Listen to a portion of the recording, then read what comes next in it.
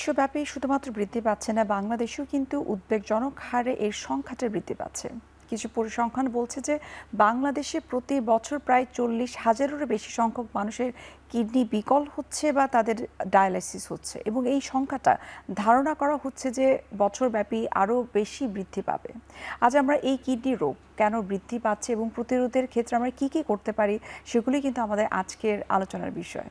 দর্শক, আপনাদের সবাইকে আমন্ত্রণ জানাচ্ছি এসকেএফ ফার্মাসিউটিক্যালস লিমিটেডের সৌজন্যে এখন টিভি নিয়মিত আয়োজন আরোগ্য নিকেতন। আমি নুসরাত দীপা আজ আপনাদের সঙ্গে রয়েছি।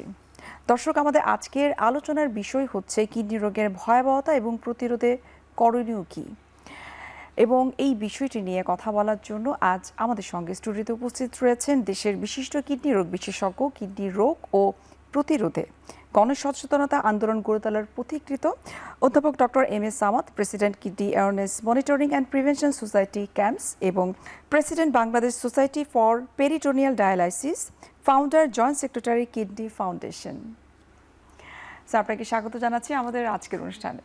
স্যার, প্রথমে যেটা আমরা বলছিলাম যে সারা বিশ্বব্যাপী, সেই সাথে কিন্তু বাংলাদেশেও উদ্বেগজনক হারে কিডনি রোগীদের সংখ্যাটা বৃদ্ধি পাচ্ছে, এবং সেই সাথে আপনার কাছে একটু জানবো যে আপনি তো কিডনি রোগ প্রতিরোধে গণসচেতনতা আন্দোলন গড়ে তোলার পথিকৃত, এই বিষয়টি একটু জানতে চাই যে কবে থেকে আসলে কাজ শুরু করেছেন এবং এখন আসলে কোন পর্যায়ে সেটি রয়েছে।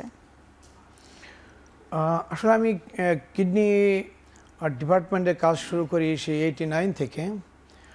আর সেই চিকিৎসা করতে যেয়ে তখনই বুঝি যে কিডনি রোগীদের কি বেহাল অবস্থা। তখন তো কিডনি রোগের বা কিডনি বিকল হলে তার যে চিকিৎসা পদ্ধতি, সেগুলো কিন্তু অনেক অনেক অপ্রতুলতা ছিল। তখন আমাদের হাতে অনলি ছিল আইপিডি বলতে একটা চিকিৎসা, যেটা পেটে একটা শক্ত ক্যাথেটার লাগিয়ে আমরা 48 ঘন্টা থেকে 72 ঘন্টা পানি চেঞ্জ করতাম, যেটা এবং চলে যেত, আবার 10-12 দিন পরে ফিরে আসতো, আবার চিকিৎসা দিতাম। এভাবে দেখা যেত যে 3 মাস থেকে 6 মাসের মধ্যে 90 ভাগের বেশি রোগী মৃত্যুবরণ করত। কিন্তু এরপরে যখন মেশিনের হিমোডায়ালাইসিস যেটা, সেটার একটু ফেসিলিটিস এদেশে আস্তে আস্তে শুরু হলো, তখন বুঝতে পারলাম যে এটা এতটা ব্যয়বহুল এই চিকিৎসা, যে এটা চিকিৎসা করতে যেয়ে অসংখ্য পরিবার নিঃস্ব হয়ে যাচ্ছে। এবং এই চিকিৎসা যে শুরু করার সামর্থ্য ওই সময় দেখতাম 5% লোকেরও নাই, এটা এতটাই ব্যয়বহুল। তো তখন সারাক্ষণ ভাবতাম যাচ্ছে তার বিকল্প কী তাহলে, আমাদের লেগে যাদের কিডনি রোগ হবে এদের বাঁচার কোনো উপায় নাই। তো তখন বিভিন্ন রিসার্চগুলো যে এটা প্রতিরোধের কোনো উপায় আছে কিনা, সেই রিসার্চগুলো দেখতে থাকলাম, পড়াশোনা করে থাকলাম, আমরাও নিজেরা একটু প্র্যাকটিস করে থাকলাম। তো পরে বিভিন্ন যে পরিসংখ্যান আছে, যতই কিডনি রোগ প্রতিরোধ নিয়ে কাজ করা হয়েছে, সবগুলো যদি ঘাঁটি, যে কনক্লুশনটা বুঝতে পারলাম যে যেখানে আমাদের দেশে বর্তমানেও এই বর্তমানে আমরা যদি 2026 সালে বলি, এখনও কিন্তু যাদের কিডনি বিকল হয়ে যায় তাদের যে পূর্ণাঙ্গ চিকিৎসা, যেটা ডায়ালাইসিস অথবা কিডনি সংযোজন, সেটা 10% লোকেরও এখনও দিতে আমরা পারি না। সেটা আমাদের দেশ বলেই শুধু কথা না, আমাদের পার্শ্ববর্তী দেশ, সব দেশেই একই অবস্থা। এটাই দেখেছি যে চিকিৎসার অভাবেই মারা যাচ্ছে জি, অনেকে। পক্ষান্তরে যদি আমরা মানে একটু সাবধান হই, সচেতন হই এবং হেলদি লাইফস্টাইল যদি মেনটেন করি, তাহলে 50 থেকে 70 ভাগ ক্ষেত্রে এই যে মরণঘাতী কিডনি বিকল, সেগুলো প্রতিরোধ করা যায়। এবং এটাকে সামনে রেখেই তখন আমরা যে আমাদের সংগঠন, যেটা kidney awareness monitoring and prevention society, আমরা সেই সংগঠনটি তৈরি করি। সেটা বিশ্ব কিডনি দিবস শুরু হওয়ারও 1 বছর আগে থেকে আমরা কাজ শুরু করি, এবং যেটা রিপোর্ট ইত্তেফাকও একবার আসছে 2005 সালে ফলাও করে প্রচার হয়েছে, সেটা কত বিপুল সংখ্যক রোগীরা সাফার করতেছে। তো আমাদের এই দীর্ঘ 22 বছর ধরে এই চলার পথ, যেটা দিয়ে আমরা চেষ্টা করছি যে কিডনি রোগের এটা ভয়াবহ, আমরা যদি সাবধান না হই তাহলে এটা থেকে বাঁচার কোনো উপায় নাই। কিন্তু আমরা সাবধান হলে এই ভয়াবহ রোগ প্রতিরোধ করতে পারি। এবং এই জন্য একটা গণ আন্দোলন গড়ে তোলার জন্য এই ক্যাম্পস সারা বছর ব্যাপী এবং 2 যুগের অধিককাল সময় ধরে 2 দশকের অধিককাল সময় ধরে কাজ করে যাচ্ছে নিরলসভাবে। জি স্যার, আপনি যেহেতু বলছিলেন যে বিশ্ব কিডনি দিবস বাংলাদেশে পালন হবার আগে থেকেই কিন্তু আপনারা ক্যাম্পস নিয়ে কিন্তু আপনারা কাজ করছিলেন, সো এটা তো অনেক লম্বা সময় ধরেই কিন্তু বলা যেতে পারে আপনারা কাজ করছিলেন। আসলে আপনার কাছে কি মনে হয় যে এত বছর কাজ করছেন, এটা 2026 সাল, এই 26 সাল পর্যন্ত আসলে কতটুকু আমরা মানুষকে সচেতন করতে পেরেছি? হ্যাঁ, এটা ঠিক। যদি আমরা ইমপ্যাক্ট স্টাডি করতাম একদম ন্যাশন ওয়াইজ, তাহলে হয়তো এটা ভালো করে বোঝা যেত। তবু আমি একটা স্টাডির কথা বলি। আমরা 2007 সালে একবার একটা স্টাডি করলাম, যে প্রশ্ন করে, খুব সহজ কয়েকটা প্রশ্ন ছিল, 10টা প্রশ্ন করেছিলাম। একটা এক্সাম্পল হিসাবে যদি বলি যে আমাদের দেহে কয়টা কিডনি থাকে, 2টা, 3টা, 1টা। ঠিক আমাদের কিডনি কোথায় থাকে, এটা বুকে, পেটে, হাঁটুর নিচে। ঠিক এরকম সহজ 10টা কোশ্চেন আমরা করেছিলাম, এবং সেই কোশ্চেনের উত্তরগুলো আমরা নিয়েছি একদম গ্রামগঞ্জের মানুষ যারা আসে, কৃষক তাদের কাছ থেকে, যারা বস্তিবাসী তাদের কাছ থেকে, যারা রিক্সা চালক তাদের কাছ থেকে, এবং ঢাকা ইউনিভার্সিটির সর্বোচ্চ বিদ্যাপীঠের টিচার যারা আছে তাদের কাছ থেকে, জাহাঙ্গীরনগর ইউনিভার্সিটির বিদ্যাপীঠের শিক্ষক তাদের কাছ থেকে, সবার কাছ থেকে। এবং সেখানে যে উত্তর দেখেছিলাম যে মোট এই 10টার মধ্যে 3টা প্রশ্নের উত্তর দিতে পারছিল মাত্র শতকরা 30 জন। ইভেন ঢাকা বিশ্ববিদ্যালয় বলেন, বিশ্ববিদ্যালয়ের টিচাররাও তারা কিডনি সম্পর্কে ওরকম সচেতন ছিল না। কিন্তু আমরা যদি এখন, আমি গ্রামে যে সেদিন, যেমন 21শে ফেব্রুয়ারি আমরা 22তম আমরা মেডিকেল ক্যাম্প করলাম, তো সেখানে আমাদের যারা বক্তা গিয়েছিলেন, একজন রিজিস্ট্রেশন সেক্রেটারি গিয়েছিলেন, তো উনি বলতেছিলেন, ওনার কথাই যেটা বলি, যে রিক্সাওয়ালা তার রিক্সায় বসে বসে বলতেছে যে এই তোর কিডনির ক্রিয়েটিনিন কত, যে সে বলতেছে 1.6, যে তাহলে তোমার খবর আছে, তোমার কিন্তু সাবধান হইতে হবে, এখন থেকে মাছ মাংস ফল টল খাওয়ার ব্যাপারে সাবধান হইতে হবে। অর্থাৎ এই যে পরিবর্তন, ডেফিনেটলি আমি মনে করি যে এটা এই যে ক্যাম্পস যে 22 বছর ধরে যে ধারাবাহিক শুরু করেছিল, তারই একটা ফসল। তবে আমরা এটা দাবি করব না যে আমরা সব করে ফেলতে পেরেছি। এটা হয়তো আমরা যে সমস্ত এরিয়াতে কাজ করছি সেখানে গণসচেতনতা অনেক বেড়ে গিয়েছে, এবং আরও বহু জায়গা আছে যে যেখানে এই গণসচেতনতার কথাগুলো পৌঁছে দিতে হবে। এই যে আমরা সাইলেন্ট কিলার তাকে বলছি, প্রাথমিক তো কোনো লক্ষণ আসলে বোঝা যায় না, এটার কারণটা আসলে কি? এটার কারণটা হলো যে মানে আমাদের যে কিডনি, এটা কিন্তু আমাদের একটা শ্রমিক, এমনই একটা শ্রমিক যে দিন রাত, মানে হার্ট যেমন সেকেন্ডে সেকেন্ডে কাজ করছে, বিট করতেছে, তেমনি কিডনিও একদম প্রতি সেকেন্ডে সেকেন্ডে আমাদের রক্তকে এটা পরিশোধন করে। এবং এটাকে বলা হয় মাস্টার কেমিস্ট। মাস্টার কেমিস্ট বলতে যে এটা রসায়নবিদ, যে আমাদের রক্তের মধ্যে তো অসংখ্য উপাদান থাকে, সোডিয়াম, পটাশিয়াম, ক্যালসিয়াম, যে ক্রিয়েটিন বলেন, আর কত ধরনের যে প্রয়োজন আমাদের, যে প্রতিনিয়ত আমাদের ক্রিয়া বিক্রিয়া হচ্ছে দেখে, এবং এই ক্রিয়া বিক্রিয়ার ফলে অসংখ্য ধরনের বিষাক্ত পদার্থ এখানে তৈরি হয়। তাছাড়া আমরা যে খাবার খাই, এই খাবারের মধ্যেও কিন্তু অনেক খাবার আছে যেগুলো আমাদের দরকার, এবং এই খাবারের উপাদানের মধ্যে অনেক আছে যেগুলো আমাদের কোনো প্রয়োজন নেই, সেটা শরীরে যদি থেকে যায় ক্ষতি করবে সেগুলো। জি, এবং সেই সাথে আমরা পানি খাচ্ছি, যেটুকু পানিটা কিন্তু অনেক সময় অনেক বেশি পানি খেয়ে পেলাম, বের করে দিতে হবে। তো আমাদের প্রয়োজনীয় যেটুকু সেটুকু রাখতে হবে। তো এই মাস্টার কেমিস্ট কি করে, তার এমন সূক্ষ্ম সেন্সর আছে, সেন্সর দিয়ে মেপে দেখে যে এই সোডিয়াম যদি একটু কমে যায় সে ধরে রাখে, বেশি হলে বের করে দেয়, ক্যালসিয়াম, পটাশিয়াম যেটাই কম বা বেশি হলে বের করে দিচ্ছে বা ধরে রাখতেছে। তো এইভাবে আমাদের শরীরের সমস্ত উপাদানের এই ভারসাম্য আমাদের এই কিডনি রক্ষা করে। তাছাড়া আমাদের এই কিডনি আরও গুরুত্বপূর্ণ কাজ করে, যেমন আমাদের রক্তচাপ, এরও যদি এই যে উপাদানগুলো বললাম, যে কোনো একটা উপাদান যদি কমে যায় বা বেড়ে যায়, আমাদের কিন্তু মৃত্যু হতে পারে, যে কোনো একটা উপাদান। এরকম মাটিতে যত ধরনের কেমিক্যালস আছে সবই আমাদের দেহে আছে। মাটির দ্বারা তৈরি মানুষ আমরা বলি না, যে মাটিতে যত উপাদান সবই আমাদের দেহে আছে, এবং সেগুলো সব সমতা রক্ষা করে এই কিডনি। আমাদের রক্তচাপ রক্ষা করে, এটা কমে গেলেও আমাদের জন্য বিপদ, বেড়ে গেলেও বিপদ, সেটা ব্যালেন্স রক্ষা করে এই কিডনি। এই রক্ত তৈরি করার জন্য একটা ইরাইথোপোয়েটিন হরমোন লাগে, সে তৈরি করে কিডনি।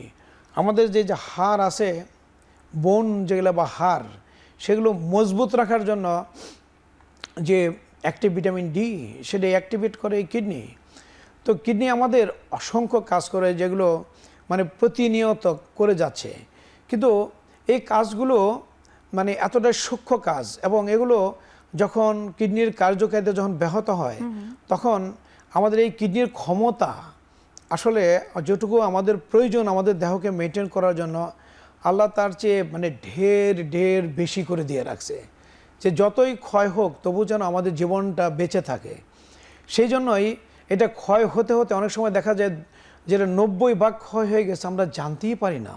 তখনও ওই কিডনির যেটুকু 10 ভাগ আছে সে মেনটেন করছে। ইভেন যারা ইয়াং থাকে, যাদের বডির ইমিউনিটি তখনও ভালো, অন্য কোনো জটিলতা নাই, তাদের ইভেন মানে একদম 95 ভাগ নষ্ট হওয়া পর্যন্ত অনেক সময় অতটা বুঝতে পারে না, কারণ এটা খুব স্লোলি, খুব ধীরে ধীরে ক্ষয় হয়, এবং এতটা ধীরে ধীরে যে বডি এটার সাথে অ্যাডাপ্ট করে ফেলে, খাপ খাওয়াই ফেলে। আচ্ছা, সেজন্য আগে থেকে বোঝা যায় না। তো বোঝা যায় না বলেই এটাকে বলা হয় নীরব ঘাতক। তো সেই জন্য আমরা সবসময় বলি যে যেহেতু এটা নীরব ঘাতক, সেই জন্য আমাদের বুঝতে হবে যে এই কিডনি রোগ হওয়ার জন্য ঝুঁকি কোনগুলো, অর্থাৎ কোন জিনিসগুলো যদি আমাদের মাঝে থাকে তাহলে কিডনি নষ্ট করে দিতে পারে। আমরা সেই ঝুঁকিগুলো কিন্তু আবার মোটামুটি সহজেই সেগুলো শনাক্ত করতে পারি। আপনি ঝুঁকির কথা বলছিলেন, ঝুঁকি সম্পর্কে বিস্তারিত জানবো, এবং তার আগে জানার চেষ্টা করব প্রতি বছর তো বিশ্ব কিডনি দিবস পালন করা হচ্ছে, এবার কিডনি দিবসের প্রতিপাদ্য বিষয় কী ছিল সেটি জানবো। তবে একটি বিরতির সময় হয়ে গেছে, আমরা বিরতি নিচ্ছি।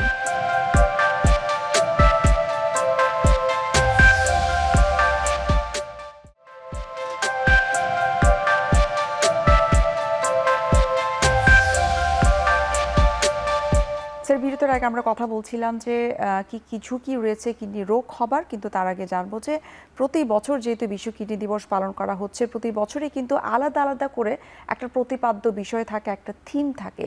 2026 সালের থিমটা কি ছিল?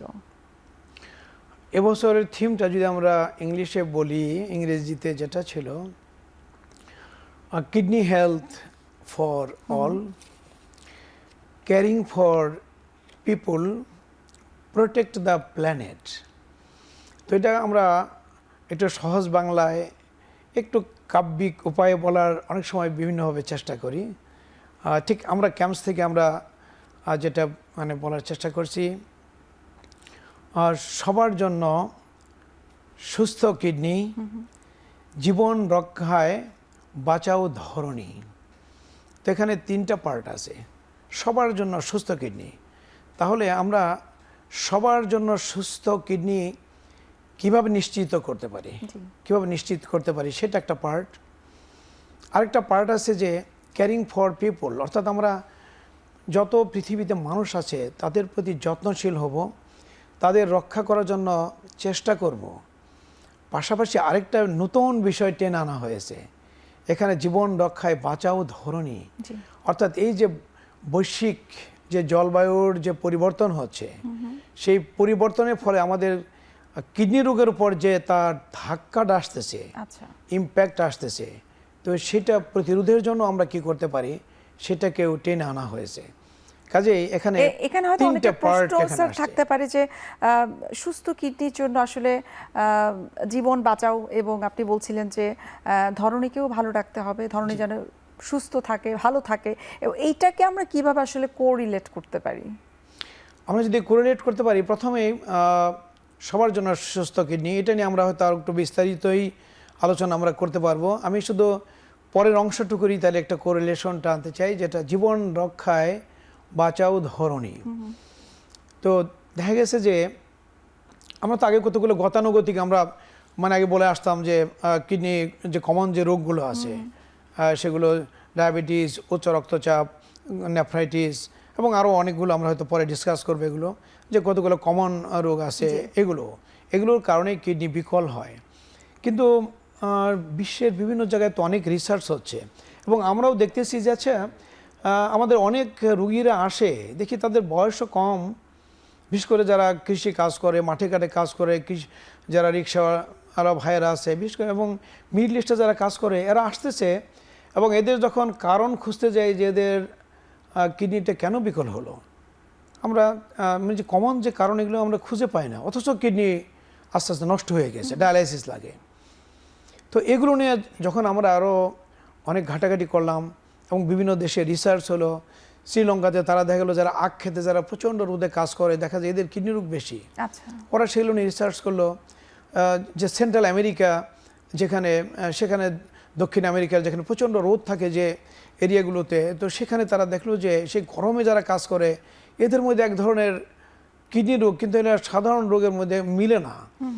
তো তখন সেগুলো রিসার্চ করে দেখা গেল যে এই রোগগুলোই আমাদের যে বৈশ্বিক যে জলবায়ু পরিবর্তন বা ক্লাইমেট চেঞ্জ হচ্ছে তার সাথে জড়িত। তো সেটা কিভাবে, যেমন এই যে আমরা যদি দেখি যে বিগত এই 2000 বছরের মধ্যে আমরা যদি চিন্তা করি যে 2000-এর মধ্যে তাপমাত্রার যে পরিবর্তন হয়েছে, গড় মানে বিশ্বের যে গড় তাপমাত্রা সেটা কিন্তু 1.2 ডিগ্রি সেলসিয়াস। কিন্তু এই যে 1.2 ডিগ্রি সেলসিয়াস এটা কিন্তু তার ইম্প্যাক্টটা কিন্তু সারা পৃথিবীতে পড়ে নাই। তার ইম্প্যাক্টটা পড়েছে যেখানে গরম একটু বেশি সেই জায়গাগুলোতে, সেই দেশগুলো, এবং তার মধ্যে বাংলাদেশ একটা অন্যতম যে তার ইম্প্যাক্টটা এখানে পড়ে।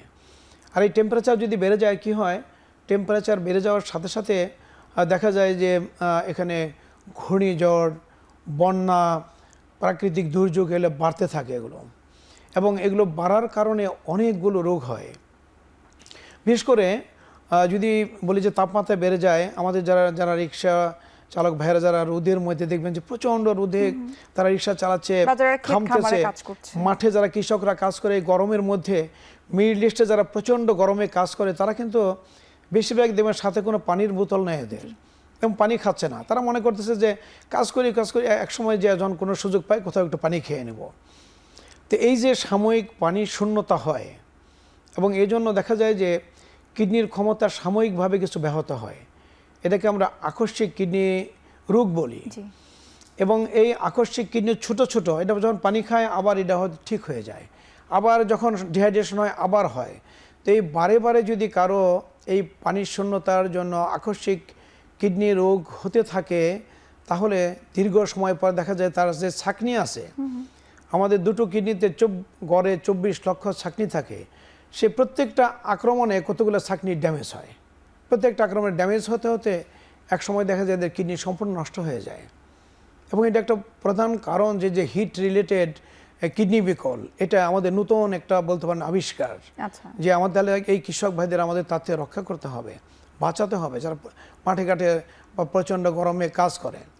তাছাড়া দেখা যায় যে বলতে পারি যে শুধুমাত্র লাইফস্টাইল নয়, জলবায়ু পরিবর্তনের কারণেও কিডনি রোগীদের সংখ্যা বৃদ্ধি পাচ্ছে, আর সংখ্যা বাড়ছে। আমি আরো একটা কারণ আমি একটু বলেই ফেলি, যে যেমন যখন এই জলবায়ু পরিবর্তনের জন্য বন্যা হয়, ঝড় হয়, টর্নেডো হয়, তো এই যে ঝড় হচ্ছে মানে বন্যা হচ্ছে, বন্যার সময় দেখা যায় কিন্তু পানি দূষিত হয়ে যায়, এবং দূষিত পানি যখন খায় তখন কি হয়, এদের কলেরা, ডায়রিয়া, আমাশা এগুলো প্রচুর হয়, এবং আমাদের দেশে যে আকস্মিক কিডনি বিকল হয়, এবং এটার 1 নম্বর কারণ কিন্তু এই ডায়রিয়া জনিত রোগ। তো কাজেই তার সাথে কিন্তু সম্পৃক্ত হলো এই জলবায়ু, এবং জলবায়ু পরিবর্তনের কারণে এই যে বন্যা পরবর্তী দেখবেন বৃষ্টির যে হচ্ছে, বৃষ্টির কোথাও কোথাও জলাবদ্ধতা হয়ে থাকে, জল আটকে থাকে সেখানে, সেই জন্য দেখা যায় যে বন্যা পরবর্তী সময়ে মশার উপদ্রব বেড়ে যায়, তখন ডেঙ্গু, ম্যালেরিয়া, চিকনগুনিয়া এগুলো বেড়ে যায়, এবং ডেঙ্গু, ম্যালেরিয়া, চিকনগুনিয়া প্রত্যেকটা কারণে আবার আমাদের কিডনি নষ্ট হয়। তো এরকমভাবে পানিবাহিত আরও অসংখ্য রোগ আছে যেগুলো আমাদের কিডনিকে ড্যামেজ করে। আবার পাশাপাশি আমরা দেখেন যে কিডনি যখন বিকল হয়ে যায়, আমরা শর্ট করার জন্য আমরা শর্টলি চলে আসি, যে কিডনি যখন বিকল হয়ে যায় তখন আমরা চিকিৎসা করি ডায়ালাইসিস, মেশিনে ডায়ালাইসিস করি, হিমোডায়ালাইসিস। তখন এই হিমোডায়ালাইসিস যে করি এটা তো বেঁচে থাকার জন্য করা হয়, কিন্তু এই হিমোডায়ালাইসিস করতে যে কিন্তু আমরা প্রকৃতিকে অনেক ক্ষতি করি। অর্থাৎ প্রকৃতি যেমন আমাদের কিডনি নষ্ট করতেছে, কিডনি নষ্ট হলে তার যে চিকিৎসা পদ্ধতি, এই চিকিৎসা করে আমরা এই প্রকৃতিকে আবার ধ্বংস করতেছি।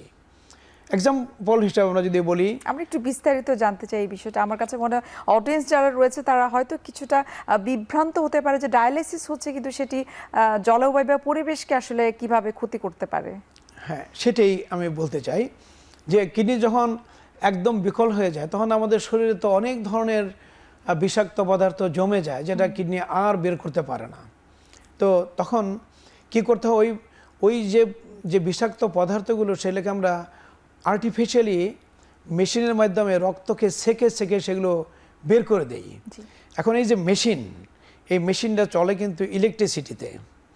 এই মেশিনের সাথে যে আমরা শরীরের রক্তের কানেকশন দেই, সেই কানেকশনের জন্য দরকার পড়ে ব্লাড লাইন, দরকার পড়ে নিডেল, দরকার পড়ে এটা আর্টিফিশিয়াল ডায়ালাইজার, এগুলো সবই এগুলা প্লাস্টিক দিয়ে তৈরি। যে কন্টেইনারে যে ফ্লুইডগুলো আনা হয় সেগুলো বিভিন্ন ধরনের প্লাস্টিক দিয়ে তৈরি। আচ্ছা, এখন দেখা গেছে যে আরেকটা বড় জিনিস, যেটা ডায়ালাইসিস করার জন্য আমরা যে ডায়ালাইজার আছে সেখানে কিন্তু একদিকে পানি প্রবাহিত হয়, পিওর আলট্রা পিওর পানি প্রবাহিত হয়, এবং একজন রোগীর একবার ডায়ালাইসিস করতে যেয়ে যে পানি লাগে সেটা টোটাল পানি যদি আমরা হিসাব করি, অনেক পানি ডিসকার্ড করতে হয় এই আলট্রা পিওর করার জন্য। সব মিলিয়ে প্রায় 250 লিটার পানি একটা ডায়ালাইসিস করতে খরচ হয়। তো হিসাব করে দেখা গেছে যে আমরা যদি একজন রোগী ডায়ালাইসিস করতে যে পরিমাণ আমরা কার্বন নিঃসরণ করি, সেইটুকু ঠিক ঠিক একটা গাড়ি যদি 240 কিলোমিটার চলে তাতে যে পরিমাণ কার্বন নিঃসরণ হয়, একটা ডায়ালাইসিস করতে ঠিক সমপরিমাণ কার্বন নিঃসরণ হয়। তাহলে আমরা ডায়ালাইসিস করতে যে কতটা এই কার্বন ডাইঅক্সাইড আমরা বাতাসে ছেড়ে দিচ্ছি এবং বায়ুকে দূষিত করতেছি। দ্বিতীয়ত, আমি ডেইলি স্টার একটা প্রতিবেদনে দেখেছিলাম যে বাংলাদেশের প্রায় 60% লোক যে বিশুদ্ধ সুপেয় পানি থেকে বঞ্চিত। 60% শতকরা, এই 17 কোটি 18 কোটি মানুষের মধ্যে। সেখানে এই 100 রোগীর যদি আমরা ডায়ালাইসিস করি 1 বছর, তাহলে যে পরিমাণ পানি খরচ হয় তা প্রায় 36 লক্ষ পিওর লিটারের সমান। আমরা পানি কিনি 500 সিসি, অর্থাৎ 1 লিটার পানি আমার কিনতে 30 টাকা লাগে।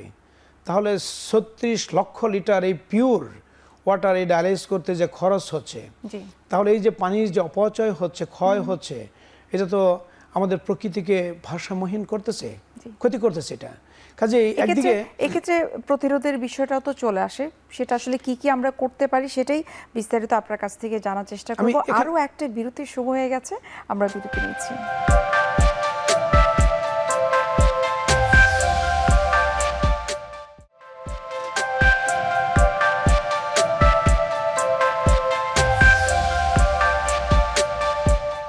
স্যার, বিরতির আগে আমরা কথা বলছিলাম, আপনি যেমনটি বলছিলেন যে ডায়ালিসিস করার জন্য যে পরিমাণ পানি দূষিত হচ্ছে, সেটার জন্য কিন্তু দেখা যায় যে আমরা জলবায়ুকে আমরা দূষিত করছি, আমরা নিজের অসুস্থ হচ্ছি।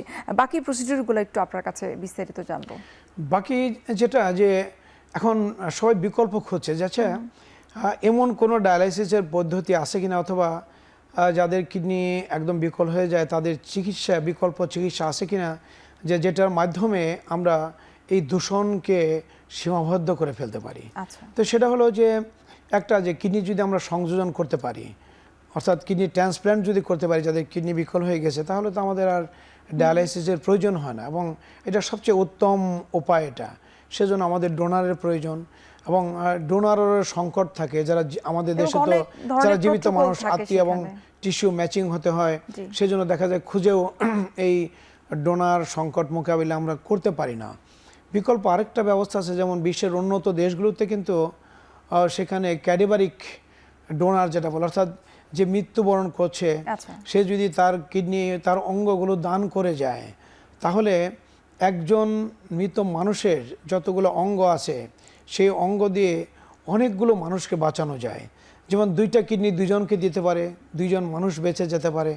কারো যদি ডায়াবেটিস থাকে তাকে প্যানক্রিয়াস দিলে সে ডায়াবেটিস থেকে মুক্ত হয়ে যাবে। কারো যদি হার্ট ডিজিজ থাকে তাকে হার্ট যদি দেওয়া যায় তাহলে সে আরেকটা নতুন জীবন ফিরে পেতে পারে। কারো যদি অন্ধ থাকে তাকে 2টা চোখ 2জনকে দিলে 2জন আবার দৃষ্টিশক্তি ফিরে পেতে পারে। সেরকম আমাদের অনেক অঙ্গ, ইভেন এখন দেখা যায় হাত পা পর্যন্ত এগুলো ট্রান্সপ্লান্ট করা যেতে পারে, লিভার এগুলো ট্রান্সপ্লান্ট করা যেতে পারে, দান করা যেতে পারে। তো সেই জন্য উন্নত বিশ্বে কিন্তু এই অঙ্গদান, মরণোত্তর অঙ্গদানকে এটা তারা সবাইকে ইন্সপায়ার করে যে এই অঙ্গদান করার জন্য। আমাদের দেশেও যেমন ক্যাডাভারিক ট্রান্সপ্লান্ট শুরু হয়েছে, যদিও এটার সংখ্যায় খুবই সীমিত, কিন্তু আমাদের মানুষের মনে এখনও ভীতি আছে যে আমরা দিয়ে দেব, যদি হয়তো তার বেঁচে থাকার সম্ভাবনা থাকে, তার যদি কি অঙ্গটা নিয়ে যায়। কাজে এই ব্যাপারে যদি তাদেরকে আমরা সম্পূর্ণ এক্ষেত্রে মনে কিছুটা ইসলামিক রীতিনীতিও কাজ করে থাকে মানসিকভাবে, এবং ইসলামিক নীতিতে এগুলো ইসলামিক স্কলার যারা এগুলো নিয়ে কিন্তু প্রচুর এগুলো তাদের মধ্যে এগুলো বিতর্ক হয়েছে এবং যুক্তিতর্ক হয়েছে। এবং সৌদি আরব, মক্কা শরীফকে কেন্দ্র করে সেখানে তারা শেষ পর্যন্ত যেটা ফতোয়া দিয়েছে যে হ্যাঁ, মানুষের জীবন বাঁচানোর জন্য যদি আমরা যাই করি সেটা একটা অনেক বড় সওয়াবের কাজ। কাজে আমার একটা অঙ্গ দিয়ে যদি আরেকটা মানুষের জীবন আমি বাঁচাতে পারি, এটা একটা অনেক বড় সওয়াব। এবং ইসলাম এর বিরোধী না, বরঞ্চ এর পক্ষে, এবং অন্যান্য ধর্মগুলো তার এর পক্ষেই এটাকে সায় দিয়েছে। কাজেই আমরা যদি এগুলো মানুষের মাঝে পৌঁছে দিতে পারি, বিশেষ করে যারা মসজিদের ইমাম সাহেব যারা আছেন, যারা ইসলামী বক্তা যারা আছেন, তাদের মাধ্যমে যদি আমরা এই কথাগুলো ছড়িয়ে দিতে পারি, তাহলে আমরা মনে করি যে এই মরণোত্তর যে কিডনি সংযোজন, অঙ্গ সংযোজন, সেটা আমাদের দেশে অনেক গুণে বাড়িয়ে দেওয়া যেতে পারে। দ্বিতীয় আরেকটা ডায়ালিসিস আমরা যেটা বলছিলাম মেশিনে করা যায়, আরেকটা পদ্ধতি আছে যেটা সিএপিডি, অর্থাৎ আমরা পেটে একটা ক্যাথেটার লাগিয়ে আমরা ডায়ালাইসিস করতে পারি। তো এটাকে বলা হয় সিএপিডি, সেটা মানুষ ঘরে বসেই করতে পারে। এবং এই পদ্ধতিটাকে আমরা যদি জনপ্রিয় করতে পারি, এবং এটার জন্য সরকারের ভূমিকা খুবই গুরুত্বপূর্ণ হতে হবে। এই জন্য যে সরকার যে বাজেট দেয় সেটা হেমোডায়ালাইসিসের জন্য, যারা সিএপিডি করে তাদের জন্য কোনো বাজেট নাই এই মুহূর্তে। 400 কোটি টাকা বাজেট দেওয়া আছে মেশিন কেনার জন্য, অথচ এর অর্ধেক যদি সিএপিডির জন্য যদি দেওয়া হয়, তাহলে হাজার হাজার মানুষকে এই সিএপিডির মাধ্যমে ডায়ালাইসিস করা যাবে, যেটা পরিবেশ বান্ধব এবং মানুষ ঘরে বসে নিজের ডায়ালাইসিস নিজেই করতে পারবে।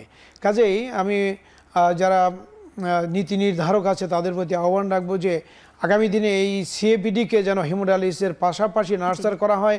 এবং হংকং বা থাইল্যান্ড তারা যেমন সিএপিডি তাদের 80 ভাগ 90 ভাগ প্রায় তারা সিএপিডি করে, এবং এই পদ্ধতি আমাদের দেশে যদি চালু হয়, এটা যেমন একদিকে পরিবেশ বান্ধব হবে এবং সেই সাথে একদম প্রত্যন্ত অঞ্চলে মানুষকেও এই সিএপিডির মাধ্যমে কিডনি বিকলের চিকিৎসা দেওয়া সম্ভব হবে। আচ্ছা, আপনি যেহেতু বলছেন স্যার নীতি নির্ধারক যারা রয়েছেন তাদের প্রতি আপনাদের প্রত্যাশা রয়েছে, বাংলাদেশ সোসাইটি ফর পেরিটোরিয়াল ডায়ালাইসিসের প্রেসিডেন্ট হিসেবে আপনি ব্যক্তিগতভাবে এবং আপনার যে টোটাল টিম, আপনারা কি কোনো ধরনের সুপারিশমালা পেশ করেছেন যে আমরা আসলে এই সিএপিডিটা বাংলাদেশে খুব দ্রুত শুরু করতে চাই, এবং এটার জন্য আপনি যে বাজেটের কথা বললেন বিশাল এক বিনিয়োগ এখানে করতে হবে, সেটার জন্য কি কি বিষয় আসলে এখানে অন্তর্ভুক্ত করা উচিত, কত দিনের মধ্যে, কত বছরের মধ্যে সেটি আপনারা আসলে শুরু করতে চান? আসলে সিএপিডি যদি বলেন যে আমরা, এবং আমার মনে হয় অনেকে হয়তো সিএপিডি সম্পর্কে আসলে সঠিক কোনো ধারণা হয়তো বা নেই যে ঘরে বসে কিভাবে আমি সিএপিডি করতে পারি। এটা ধারণা এখনো তুলনামূলকভাবে মানুষের মধ্যে কম, কারণ আমরা দেখছি হিসাব করে যে যারা এখন বর্তমানে এই মুহূর্তে যারা ডায়ালাইসিস করছে তাদের শতকরা 2 ভাগেরও কম লোক মাত্র সিএপিডি করে, আর বাকি যারা আছে তারা হিমোডায়ালাইসিস করছে। আর যারা ট্রান্সপ্লান্ট করেছে এদের সংখ্যা খুব বেশি না, সেটাও মানে 1 ভাগ 2 ভাগের মতো। আর বাকি সবই যারা ডায়ালাইসিস করছে তারা মেশিনে ডায়ালাইসিস করে। আর পাশাপাশি এটাও যে যাদের কিডনি ফেলিওর হয় তাদের আগেই বলেছি যে এদের শতকরা 10 ভাগ বড় জোর যে তারা দীর্ঘমেয়াদী এই চিকিৎসা চালিয়ে যাচ্ছে। তো আমরা সিএপিডি বাংলাদেশে কিন্তু সাকসেসফুল এরা যেটা আমরা শুরু করি সেটা হলো, আমি যখন তৎকালীন পিজি হাসপাতাল IPGMR ছিলাম, তখন প্রফেসর হারুন রশিদ স্যারের সাথে আমি কাজ করতাম। তো তখন আমি প্রথম এই সিএপিডি স্টার্ট করি 97-এ, 97 সালে। এবং তারপর থেকে এটা আমরা দিন দিন এটার পরিধি আমরা বাড়ানোর চেষ্টা করছি, এবং এখনও সিএপিডি হচ্ছে। কিন্তু এটার এবং আমরা এটার জন্য সোসাইটিও তৈরি করেছি, বাংলাদেশ সোসাইটি ফর পেরিটোরিয়াল ডায়ালাইসিস, যেটা 18 সালে আমরা কাজ শুরু করেছিলাম। ওটার ফাউন্ডার প্রেসিডেন্ট হিসাবে আমি।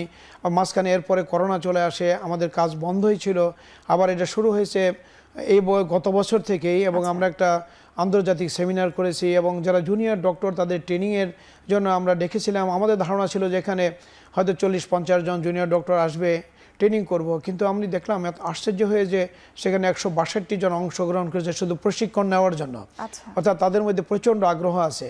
কাজে তাদের যদি আমরা নার্সার করতে পারি, সুযোগ দিতে পারি, রেসপন্স পেয়েছেন। জি জি, প্রচুর রেসপন্স আছে। কাজে তাদের যদি সরকারি পক্ষ থেকে যে প্রত্যেকটা যতগুলো মেডিকেল কলেজ আছে সরকারি এবং প্রাইভেট যেখানে এই সুযোগ আছে, তাদের যদি প্রশিক্ষণের ব্যবস্থা করা হয়, তাদের যদি নার্সের যে একটা স্ট্রাকচার তৈরি করা দরকার, যে তাদের কাউন্সিলর হিসাবে যে নার্সগুলো দরকার তাদের যদি প্রশিক্ষণের ব্যবস্থা করে দেওয়া হয় এবং সেখানে রেফারেল যদি একটা সিস্টেম দাঁড় করে দেওয়া হয়, এবং এই যে ফ্লুইড যে আনে সেটার দাম অনেক বেশি, যে কারণে মানুষ এটা কিনে নিতে পারে না। বর্তমানে যে দাম আছে তা প্রায় একটা রুগীর 1 মাস ডায়ালাইসিস করতে 60,000 টাকা খরচ হয়। কজনের পক্ষে এটা সাধ্য আছে? সেই জন্য এই ফ্লুইডটা যদি সরকার যদি বাল্ক অ্যামাউন্টে কিনে অনেক অল্প দামে কিনতে পারবে, ট্যাক্স যদি মওকুফ করে দেয় এবং নিজের যদি সরকার কিনে এনে এবং সেটা সাবসিডাইজড ওয়েতে যদি সবকে রুগীদের দেয়, তাহলে খুব অল্প খরচেই এই ডায়ালাইসিস করা সম্ভব। এবং পরবর্তী সময় যদি সিভিডি ফ্লুইড, আমি যেটা বলতে চাচ্ছিলাম যে যদি এই দেশে তৈরি যদি করা যায়, তাহলে একদম সামান্য মূল্যে এই পদ্ধতিটা সারা দেশব্যাপী ছড়িয়ে দেওয়া যাবে। এটা সম্ভব। অনেক দেশে, বিশেষ করে থাইল্যান্ডে হচ্ছে, অন্যান্য দেশে হচ্ছে, তারা চেষ্টা করছে এবং তারা সাকসেসফুল হচ্ছে। এবং আমরা আশা করি আমরা বলতে পারি এখানে স্বাস্থ্য অধিদপ্তরের বিশাল একটা ভূমিকা রয়েছে, এবং সেই সাথে আপনি বলছিলেন যে দক্ষ চিকিৎসকদের প্রয়োজন রয়েছে, যেটা আপনারা ট্রেনিং এর আয়োজন করেছিলেন। সেটি সম্পর্কে আরেকটু বিস্তারিত জানবো। আরো একটা বিরতির সময় হয়ে গেছে, আমরা বিরতি নিচ্ছি।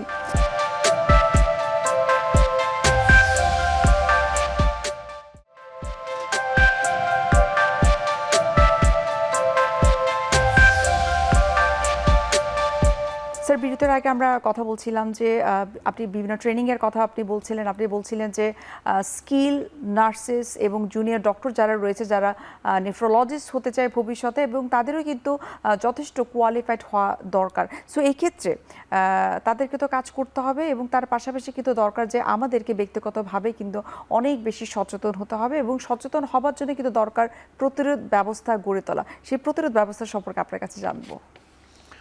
ধন্যবাদ আপনাকে। আসলে আমরা ট্রেনিং যারা ইয়াং যারা নেফ্রোলজিস্ট আছে তাদেরকে প্রশিক্ষণ দেওয়ার জন্য আমরা নিজেরা যেমন চেষ্টা করছি, সেই সাথে আমরা সরকারের কাছে আহ্বান রাখি যে তারাও তাদের ট্রেনিং স্ট্রাকচারড ওয়েতে তারা সেই ট্রেনিংয়ের ব্যবস্থাগুলো করবে, এবং তাদের যেখানে যেন কর্মক্ষেত্র আছে সেগুলোর ব্যবস্থা তারা করে দিবেন। তো আমরা যে কথা প্রশ্ন করছিলেন যে আমরা এই যে কিডনি রোগ মানে ভয়াবহ, এগুলার প্রতিরোধের জন্য আমরা কি করতে পারি। আমরা কিন্তু যে মেসেজগুলো আমরা মানুষের কাছে পৌঁছে দিতে চাই, প্রথমেই যে কিডনি সম্পর্কে 3টা খুব কমন শব্দ আছে, যে kidney disease is very common. কমনটা কীরকম, যে সারা পৃথিবীতে শুধু দীর্ঘস্থায়ী কিডনি রোগ এর সংখ্যায় 85 কোটির মতো, এবং বাংলাদেশে যেটা আগে বলা হলো যে প্রায় প্রতি বছর নতুন রোগী যাদের ডায়ালাইসিস লাগবে এদের সংখ্যা 40,000 অনেক দিন ধরে বলে আসতেছে, হয়তো এখন সংখ্যা এটা আরও বেশি হবে, এবং টোটাল জনসংখ্যার মধ্যে প্রায় 3,80,00,000 লোক কিডনি রোগে আক্রান্ত। তো আমরা যদি মানে সাবধান করতে পারি এবং হেলদি লাইফস্টাইল সম্পর্কে যদি মানুষকে বোঝাতে পারি, তাহলে বিপুল সংখ্যক মানুষকে আমরা রক্ষা করতে পারবো। তো এই হেলদি লাইফস্টাইলটা কি, সেটাই আমরা আমাদের দর্শকদের জন্য বলতে চাই খুব সংক্ষেপে, যেটা যে আমরা আমাদের সচল থাকা, যে আমাদের প্রতিনিয়ত আমরা যেন ব্যায়াম করি, এক্সারসাইজ করি, এবং যেখানে একটু হাঁটার সুযোগ আছে আমরা যেন হাঁটি। বাচ্চাদের স্কুল 2 কিলোমিটার 3 কিলোমিটার, আমরা যদি 2-3 কিলোমিটার স্কুলে যদি হাঁটিয়ে নিয়ে যাই, হাঁটে তারা চলে আসে, কোনো অসুবিধা নাই। আর যারা একটু বড় তারা সাইকেল কিনে দেওয়া হোক, তারা সাইক্লিং করবে, সাইকেলে করে যাবে আসবে। এতে কিন্তু একদিকে গাড়িতে গেলে যেমন পরিবেশ দূষণ হয়, পরিবেশ দূষণ হবে না, অন্যদিকে তারা যে শারীরিক কসরত করছে এতে করে শুধু কিডনি রোগ না, কিডনি রোগ সহ যত নন কমিউনিকেবল যত রোগ আছে, আমরা এক্সারসাইজ করলে একদম হার্ট ডিজিজ থেকে শুরু করে ডায়াবেটিস, উচ্চ রক্তচাপ সবই এগুলো প্রতিরোধ করা যায়। দ্বিতীয়ত খাদ্যের ব্যাপারে দেখবেন যে আমরা বাচ্চারা কোনো ভালো কাজ করলে আমরা পুরস্কার দিই কি, যে তোমার ফাস্টফুড খাওয়াবো, মানে তার জীবনটাকে আরও ধ্বংসের পথে নিয়ে গেলাম। আসলে খাবার ব্যাপারে আমাদের খুবই সচেতন হতে হবে, যে আমাদের খাবারটা যেন সুষম হয়। সুষম বলতে যেখানে মাছ, মাংস, ডিম, দুধ, আমিষ জাতীয় খাবার থাকবে, কিন্তু মাংসের ক্ষেত্রে গরু, খাসি, অ্যানিম্যাল যে ফ্যাট সেগুলো অ্যাভয়েড করতে হবে। আমরা শর্করা খাবো যখন, তখন একদম সুগার, চিনি, রিফাইন খাবার না। এই বিস্কিট কিনে কিনে বা ফাস্টফুড নিয়ে নিয়ে আমরা যে খাবো রিফাইন খাবার, সেগুলো না। তাহলে গোটা শস্যর যেটা ভাত বা লাল চাল ভাত, লাল আটা রুটি, আমরা সেগুলো খাবো। এবং সেই সাথে স্নেহ জাতীয় যেগুলো ফ্যাট আছে, এটা আমাদের একটা দরকার আছে শরীরের জন্য, কিন্তু সেগুলো অ্যানিমাল ফ্যাট না, সেটা হলো ভেজিটেবল অয়েল যেগুলো আছে, আর সয়াবিন থেকে শুরু করে ইভেন সরিষার তেল, মাছের তেলও কিন্তু সুপে এটা খাওয়া যায়, এটা কোনো আমাদের ক্ষতি করে না, সেগুলো খাওয়া যেতে পারে। এরপর আসে যেটা খাবারের মধ্যে অবশ্যই থাকতে হবে, সেটা হলো যে শাকসবজি এবং ফলমূল প্রতিদিনের খাবারে আহারের মধ্যে অবশ্যই থাকতে হবে। যেটা আমরা অ্যাভয়েড করব সেটা হলো কাঁচা লবণ। লবণ আমাদের অনেক ক্ষতি করে, আমরা এক্সট্রা সল্ট খাবো না, অতিরিক্ত কোলেস্টেরল যুক্ত খাবার খাবো না, এবং রেডি সুগার যেগুলো আছে, চিনি জাতীয় খাবার আমরা এগুলো অ্যাভয়েড করব। অংশ হিসেবে ডায়াবেটিক পেশেন্ট যারা রয়েছে তাদের উদ্দেশ্যে আপনার মেসেজ কি? যাদের ডায়াবেটিস আছে, উচ্চ রক্তচাপ আছে, তাদের যদি সংক্ষেপে যদি বলি যে তাদের ডায়াবেটিস এমনভাবে কন্ট্রোল করতে হবে যেন 3 মাসের গড় যেটাতে আমরা দেখি, সেটা যেন হিমোগ্লোবিন A1C সেটা যেন 7-এর কাছাকাছি থাকে, অর্থাৎ সাংঘাতিকভাবে সুন্দরভাবে নিয়ন্ত্রণ করতে হবে। উচ্চ রক্তচাপ যদি থাকে তাদেরকে ওটা নিয়ন্ত্রণ রাখতে হবে। এরপরের জন্য যে হেলদি লাইফস্টাইল যেটা বলতে চাচ্ছিলাম, যে আমাদের পর্যাপ্ত পরিমাণে পানি পান করতে হবে।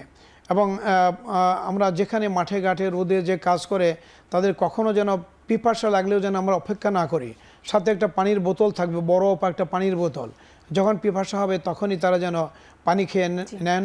এবং প্রচণ্ড রোদে যখন হবে দুপুরে রোদে, বিশেষ করে সেটা এড়ানোর জন্য একটু ছায়, একটু রেস্ট নেওয়ার তারা চেষ্টা করবে। এরপরে যেমন বদ অভ্যাস আছে, যেমন ধূমপান, তামাক পান বা বিভিন্ন ধরনের জর্দা যারা খায়, এগুলো কিন্তু সরাসরি শুধু কিডনিরই ক্ষতি করে না, একটা যেমন কিডনির ক্ষতি করে, এটা ক্যান্সার করে, হার্টের ক্ষতি করে, আমাদের অনেক ক্ষতি করে। এগুলোকে আমাদের এড়িয়ে চলতে হবে। আমাদের যারা ঝুঁকিতে থাকে কিডনি রোগের জন্য, বিশেষ করে যাদের ডায়াবেটিস আছে, উচ্চ রক্তচাপ আছে, যাদের বংশে কিডনি রোগ আছে, যাদের কখনো শরীর হাত মুখ ফুলে গিয়েছে, যারা বিষ ব্যথার বড়ি বা অ্যান্টিবায়োটিক দীর্ঘদিন খেয়েছে, পেন কিলার খেয়েছে, এরা যাদের বারে বারে কিডনিতে ইনফেকশন হয়, মূত্রতন্ত্রের প্রদাহ হয়, যাদের বারে বারে কিডনিতে পাথর হয়েছে, তো এদের সবারই কিন্তু কিডনি নষ্ট হওয়ার ঝুঁকি অনেক বেশি থাকে। কাজেই এদের এবং যাদের কিডনি রোগের ঝুঁকি যাদের বেশি আছে, এদেরকে বছরে অন্তপক্ষে 1বার বা 2বার দুটো পরীক্ষা মাত্র, একটা প্রস্রাবের তার অ্যালবুমিন যায় কিনা দেখে নিতে হবে, আর ওটা তার ক্রিয়েটিন, রক্তের ক্রিয়েটিন দেখে কিডনি 100 কত ভাগ কাজ করছে এটুকু পরীক্ষা করে, এবং কমিউনিটি লেভেলে এটা করা সম্ভব, একদম ইউনিয়ন লেভেলে। অর্থাৎ আমরা যদি পরীক্ষা করে আমাদের আগে থেকে বলি, যদি স্বাভাবিক জীবনযাত্রায় যদি আমরা একটু সচেতন হই, এবং যেমনটা আপনি বলছিলেন ডায়াবেটিক পেশেন্ট যারা রয়েছে তারা যদি ব্লাড সুগারটাকে কন্ট্রোলে রাখতে পারে এবং একটা হেলদি লাইফস্টাইল লিড করতে পারে, তবেই কিন্তু সুস্থ থাকা সম্ভব, এবং সেই সাথে কিডনিকেও আমরা ভালো রাখতে পারি। আমরা অনুষ্ঠানের একেবারে শেষ পর্যায়ে চলে এসেছি। আপনাকে অসংখ্য ধন্যবাদ এত গুরুত্বপূর্ণ কিছু তথ্য আমাদেরকে দেওয়ার জন্য। ধন্যবাদ আপনাকে, এবং সেই সাথে আপনার মাধ্যমে সমস্ত দর্শক মণ্ডলীকে এবং এখন টিভিকে। দর্শক, এতক্ষণ আপনারা দেখছিলেন এখন টিভি নিয়মিত আয়োজন আরোগ্য নিকেতন। আজ আমরা শেষ করছি এখানে, দেখা হবে আবারও আপনাদের সঙ্গে। সে পর্যন্ত আপনারা সবাই ভালো থাকুন, সুস্থ থাকুন। আল্লাহ হাফিজ।